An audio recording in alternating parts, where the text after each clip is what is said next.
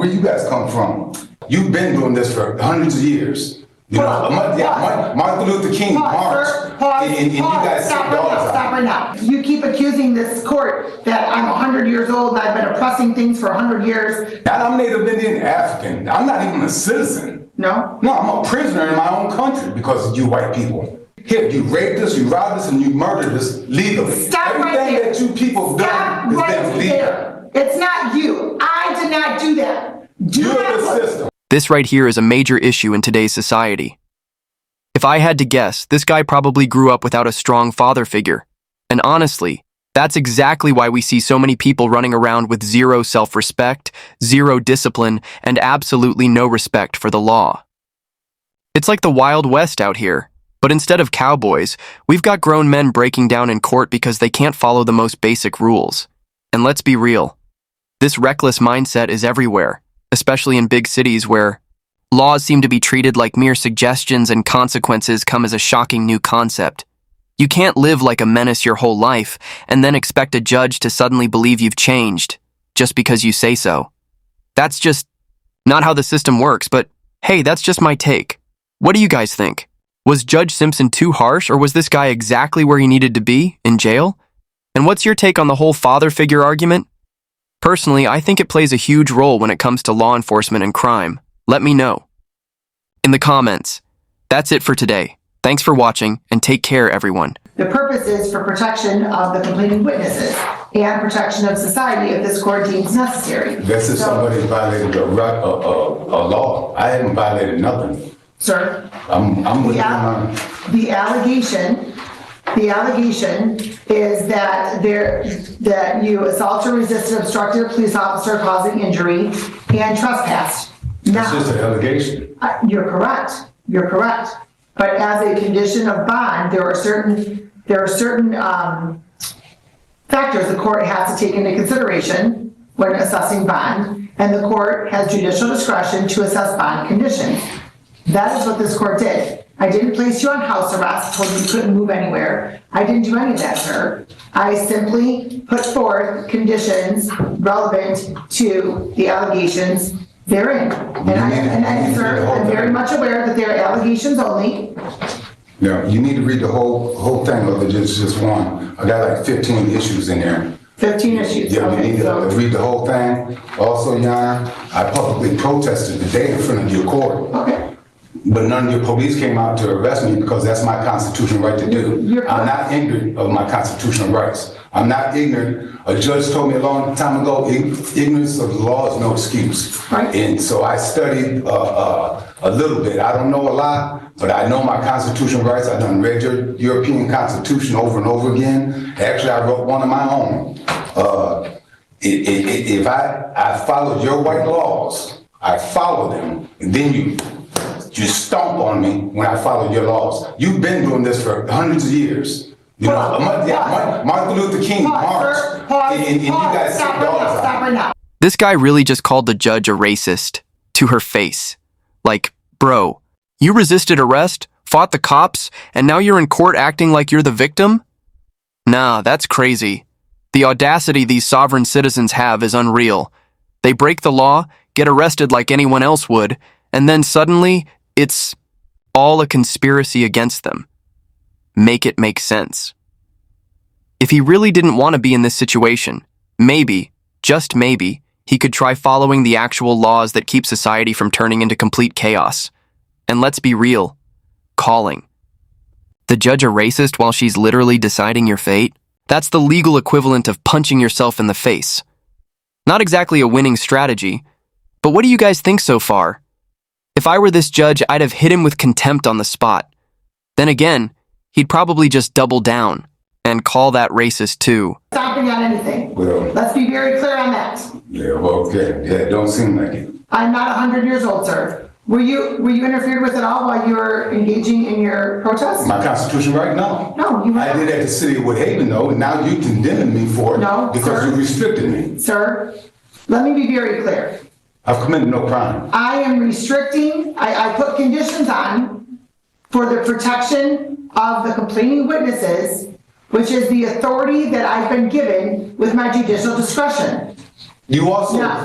took an oath to uphold every citizen's constitutional right to public protest. But Okay. you're not doing that. Sir, let me clarify. Let me clarify something. There is a balancing act that as judges we have to do. So we have you're charged with a crime, right? It's an allegation. We have the protection of the victim and the community. All right? So there's a balancing act that this court has to do. And that is what this court is doing. I have not restricted all of your movement. I have not said you can't put signs up anywhere, you can't go on any public property. I have not done that, sir. You did? No. What I did was I addressed specifically the complaining witness and the victims in this matter. That is what I did, and that is what I have the authority to do that's been given to me by the U.S. Constitution as well. That's statutory authority. Whether you agree with that or not, sir. I understand you don't agree, but that's not a basis for this court to disqualify itself. Let's see what the next one is here. When I go to schools and you'll wind out, you should arrest me, but you're not going to. It's I my do right. not, let me just clarify. I, as a judge, do not have the authority to arrest you myself. Well, they don't either. They took an oath to uphold my civil rights, whether they like it or not. Sir, did anybody arrest you here? You weren't supposed to. It's my constitutional right to do. Just like in the city of Woodhaven. This is what I'm trying to get through to you. You're trying to say, no. There's allegations against you that you did this, and this. I'm trying to tell you I exercised my constitutional rights, and they violated me. I'm the victim. And sir, that is everything that will come through discovery and whatnot. At this stage, I cannot stand when these sovereign citizens go pro se, like they just unlocked some kind of secret lawyer abilities. They stroll into court thinking they're untouchable, screaming about how they're innocent, like, sir, yelling doesn't erase evidence. This isn't a TikTok debate. It's a courtroom. And the wildest part? They act like the judge, the clerks, and literally everyone in that room personally arrested them. Bro, none of these people were at the scene. They're just doing their jobs. Meanwhile, this guy is out here arguing with the law itself like it's optional. At this point, I'm just waiting for the judge to hit him with a contempt charge. If I were on that bench, I'd be handing those out like free samples at Costco. But what do you guys think? Is he actually trying to delay the case? Or does he really believe he's making good points? I've been through your system before. Also, Your Honor, I've asked if you don't dismiss yourself, I'm asking for another judge to hold. Just one moment, please. This court, sir, has to take the allegations and there's a process. Like I don't know it. I know your process. I've been down your roads before.